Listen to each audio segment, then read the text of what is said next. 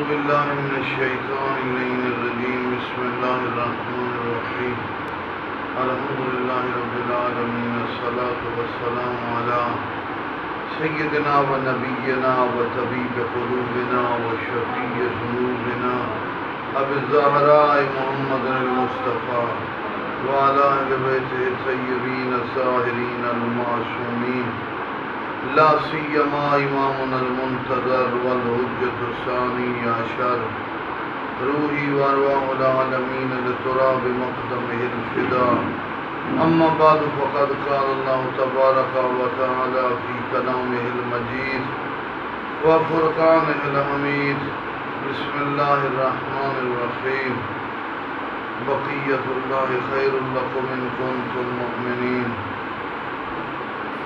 پروردگار عالم کے ارادوں اور اس کی قیمتی شخصیات میں سے آخری قیمتی شخصیت خاتم الاوصیاء بقیت الماضین آخر الزمان سرکار امام زمانہ علیہ السلام ہیں، جو کائنات میں دین کے غلبے کی علامت ہے۔ ایک ہے امام کا وجود، وہ تو بہت طاقتور ہے، امام کا وجود بہت طاقتور ہے،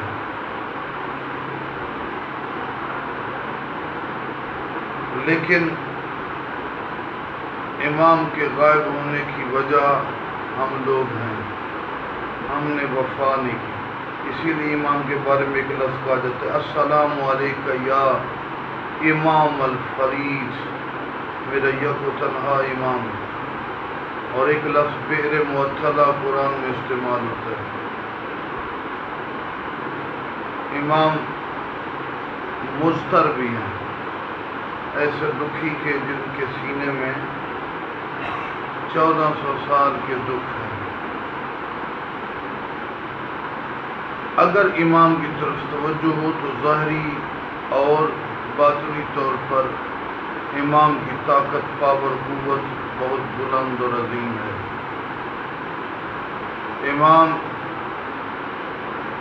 قطب عالم مکان، قطب عالم مکان، قطب کہتے ہیں، مثال دیتا ہوں، چکی کے درمیان والا کیل جس میں دانے پھینکتی ہیں عورتیں،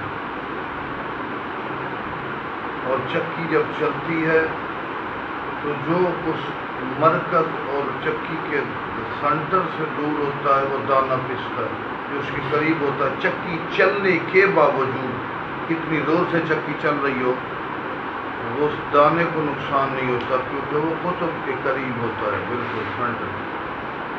ایشیا، یورپ، شمالی امریکہ، جنوبی امریکہ، افریقہ، آسٹریلیا میں ظلم کی چکی چل رہی ہے۔ دوسری طرف کرونا وائرس کا وبا بھی عروج پر ہے۔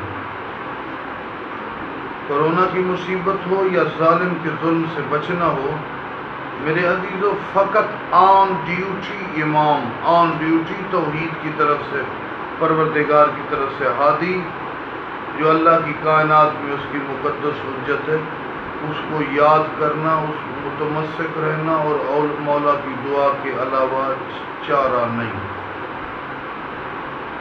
امام زمانہ علیہ السلام کی طاقت اور پاور کا اندازہ اس بات سے لگائیں کہ ہم نے قیام امام زمانہ میں سرکار آغا وحید خراسانی کتاب قیام امام زمانہ، اور آپ کو پتہ کہ آغا وحید خراسانی اس 100 سال میں شیعہ مراجع میں، مجتہدین میں سب سے بڑے ہیں۔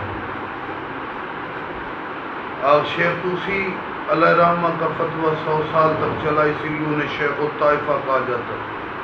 اس کے بعد ان کے مکتب کو آگے بڑھایا اور اپنے اور مکتب بنا، جو اس مکتب کی ایک سمجھے مجدد ہیں، وہ سید الطائفہ شیخ آغا خوئی، اور آغا خوئی کے بعد یہی ہستی ہیں۔ خطہ عرض پہ علم اصول کا بیتاج بادشاہ، مجتہد جہان، فقیہ زمان، وحید الدہر، خوئی ثانی، شیعت کے اجتہاد کی آسمان پہ سب سے بلندی پہ چمکنے والا، فقاہت کا نیر اعظم سرکار آیت اللہ العظمیٰ شیخ وحید خراسانی کہ ایران کے بزرگ ترین مراجع بھی ان کے شاگرد ہیں، رہبر بھی ان کے شاگرد ہیں۔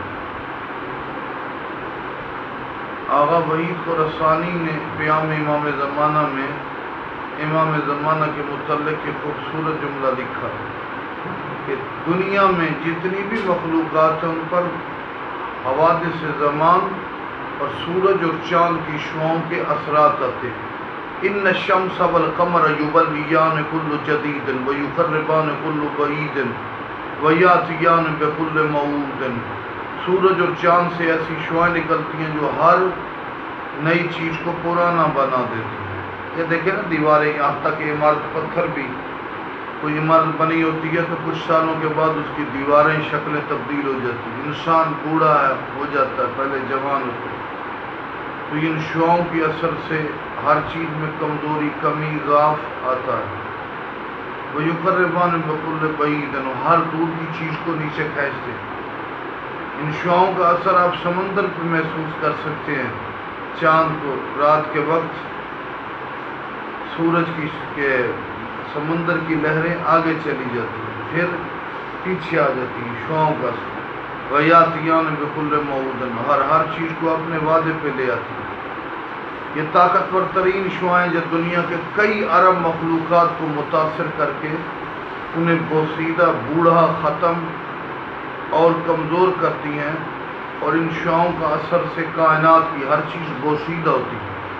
لیکن یہ طاقتور ترین شعائیں جب امام زمانہ کے قریب آتی ہیں، کمال انسان، اس وقت یہ ضعیف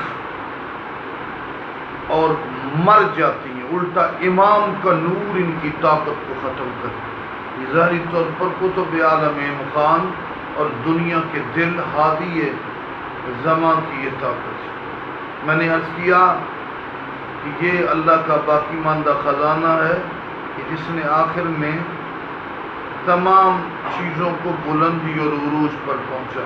جس میں ہم رجت کی بات کرتے ہیں تو باب رجت میں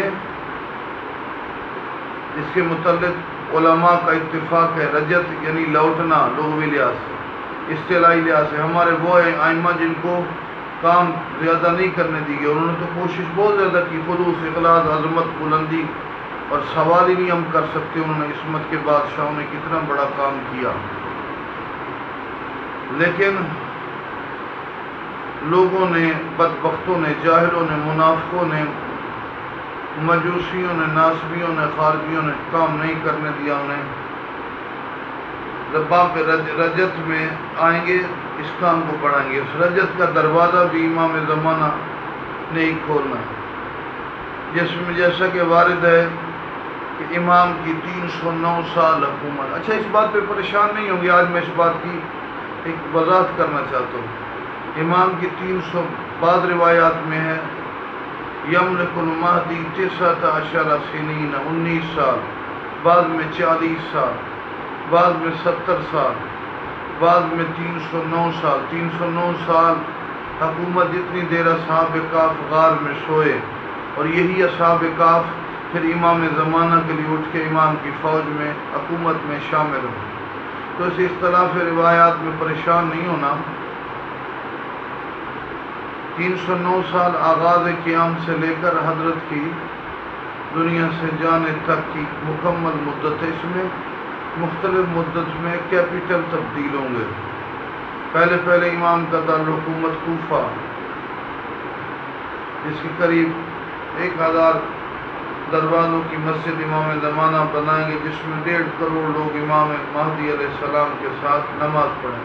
اور کوفہ کی خوشحالی کا عالم یہ ہوگا، کربلا اور کوفہ کے درمیان گندم کی چکیاں، گندم آٹا پسنے کی چکیاں ہوں گی، تو لوگ کئی من اپنا آٹا گندم دیں گے کہ آٹا پس جائے۔